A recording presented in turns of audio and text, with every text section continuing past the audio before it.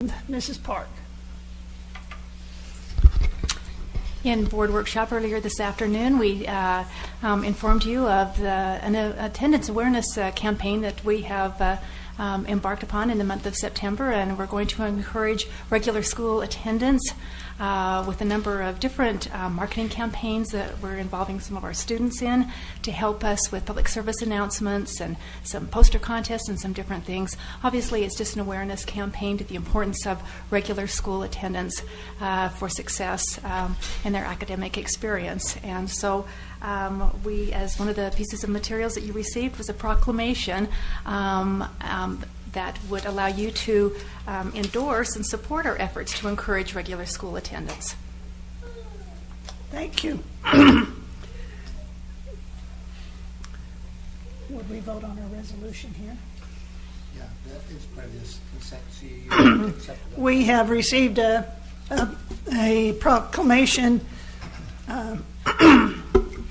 of September Attendance Awareness Month as a resolution. We'd like to vote on that at this time.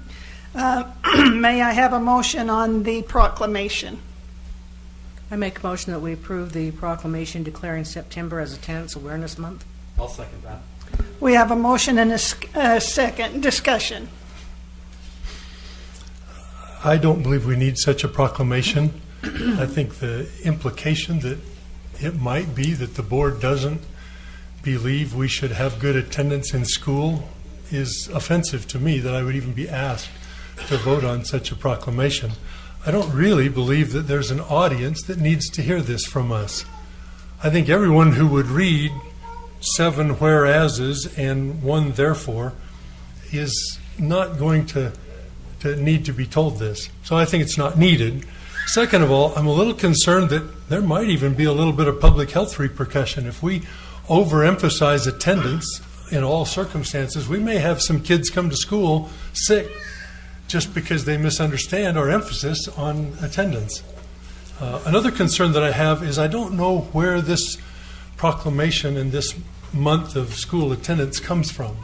I think it's very important for us to know where political ideas come from, because a few years ago our state stepped into a trap with Common Core, not knowing where it came from. And now we find ourselves having accepted guidance from national elements, political elements that are trying to do things to our school system I don't believe we should, like nationalizing our curriculum. And so I would like to know where this idea comes from. Who wrote the resolution? I suspect we didn't write it ourselves, because if you'll look at the 5th whereas, there is a mention in there that the impact of chronic absence hits low-income students and children of color particularly hard if they don't have the resources to make up for lost time. I do agree that that could hit them hard if they are low-income students, but I do not believe that the color of a child's skin affects how easily they can make up for lost time in a school. I find that to be a little bit of a racist comment. And so I don't think our district would have written such a thing. So I think we've gotten that from someone else. And there may be a political agenda behind it. If we vote against this proclamation, we're not saying, kids, stay away from school. We don't think you should attend. That is not what we're saying. Certainly is not what I'm saying if I vote against it. But what we are saying is, we don't need to tell our teachers by an official proclamation and our administrators to encourage kids to attend school. They're doing a wonderful job of that already, an outstanding job, as a matter of fact. I think our attendance probably rates as good as or better than anybody else in the state. And so we're the last people who need a proclamation from the school board to say something that is just as obvious as the nose on your face. So I'll be voting against the proclamation. Any other comments? Mrs. Baum? I feel the proclamation is a support to our administrators and our teachers in trying to get our children to school. That we are with them, we support it, we want our children in school because that's where they can learn. Certainly parents have the right and responsibility, in fact, to keep their children home if they are ill. But we want our children in school so we can teach them so they can do well in life, ultimately. And I see this as a support of our administrators and teachers in that cause. Mr. Lovato? Yeah, I have a comment. First of all, Peter, I think it's important that our public be made aware that our school board, our school districts, we care about our students. We care about their academic achievement. And we know that if a student does not attend school on a regular basis, that chronic absenteeism affects their overall academic performance. We have 17 Title I schools in our school district. The majority or a large number of those students that attend those schools are children of color, and I think it's important that those children be identified as children that we also care about, and that we want to enforce the idea that attendance at school is important and that they need to be there on a regular basis, and we need to enforce that. If it's done in a proclamation, I think it's a good thing to let our parents, our community, our students know we care about attendance, and it's a very much affects, and there's a correlation on student achievement, and we want our kids to do the best that they can, and they can only do their best if they're there in school, and we want to do everything we can to support that. Thank you. Larry? Turn it on. A question: Has the state of Utah already declared September as?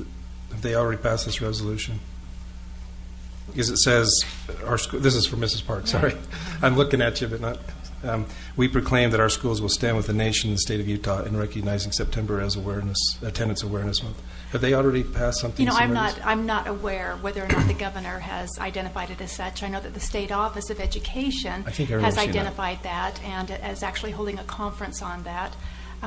It traditionally, September, the beginning of school for most school districts, is a time that this particular campaign, just the importance of attending school, that it is a right, education is a right of students, and it's a right for them to become educated and to be able to be successful in life. And so it just has been the traditional month to recognize it. So as part of we're kind of leading out a little bit then formally with the state by declaring this proclamation formally. Is that correct? Well, actually it's an invitation to you to engage in this awareness campaign with us. This is something that we're doing. We have done. We're working with our schools and our administrators. There are a lot of things that they're doing at the school level to encourage their students to attend to school, to be on time, and obviously we're also, as I mentioned in our board workshop, that we're very mindful that many times students cannot attend for reasons that are outside of their control, and illness would definitely be one of those. And so we are encouraging wellness awareness and those things that they can do to stay well, but also we also every year information goes home to parents about if your child has a fever or if they're not feeling well. We will provide homework for them. We will do everything within our power to help the students to be successful when they come back to school, and we will provide to parents those pieces of information and curriculum that they missed. We've done that forever. We will continue to do so. So this is kind of an ongoing thing as far as September's concerned. It is. It was an invitation to just engage in this. It's kind of new to me, but I did look up, and again, this is the power of an iPad on my desk right here, is there's an organization called Attendance Works. Yes. And again, this is new to me, and I'll just read it real quick. Because Attendance Awareness Month is September, apparently of every year, nationwide. Attendance Works is a national and state initiative that promotes better policy and practice around school attendance. We promote tracking chronic absence data for each student beginning in kindergarten or earlier, or ideally earlier, and partnering with families and community agencies to intervene when poor attendance is a problem for schools or students, which is certainly what you've said, but it also kind of implies that there was some organizational genesis for this as well, which is what Mr. Cannon implied. My question kind of is on the proclamation, though. As stated, I see the third to the last whereas. Schools and community partners can reach out more frequently to absent students to determine why they are missing school and what would be helpful or help them attend more regularly. One question I would have as a board member is, I'm assuming I'm a school and community partner. Maybe we could discuss at some time some specific things we as board members can do that are in tandem with those that you already recommended, which I didn't know about. And September's halfway over. So, maybe it's something more specific that we could do ourselves, because if this is a proclamation, we are the proclaiming entity. And the other terms they use are resolutions for these kind of things, and therefore I'm resolving to do something different to be helpful. So I could use some suggestions, including those that you already pointed out. But since this is also a yearly activity, and some of the other things that are listed in the whereases include chronic absences and the reasons why, and some of the data that's in there, I'd like to see some more data in the future on the very specifics, so we can kind of see for ourselves what's behind this proclamation, the connections of the why some of the students are missing, and the dropout rates. So maybe I'm just encouraging that if we're proclaiming and resolving, then I'd like to see some more data shared with us so we can kind of tie into this a little bit more readily. Barbara? Yeah, I'm very supportive of this resolution. We've always really, of course, supported strong attendance rates, but the reality is, because of the way the state office looked at attendance, we had a tendency to report average daily attendance, which often looked very good. But you started to find out there were certain students who were missing, and because they would just miss a day here and a day there, you didn't think it was chronic. Chronic is 10%, which is only 2 days a month. 2 days a month. And I don't think most parents understand that missing school 2 days a month can impact the learning. There's a direct correlation between how much students miss and their end-of-year test scores. And so I think this has been an awareness. And we're so much better now, and of course a lot of it's because of everyone getting focused on it, that we really can help. We can really watch students on a day-to-day basis and find out which ones maybe need a little more support, and I appreciate that. And I appreciate the message it sends to parents. So make sure your students are there, because they can't learn if they're not there. So. Bert, did you want to say anything? No.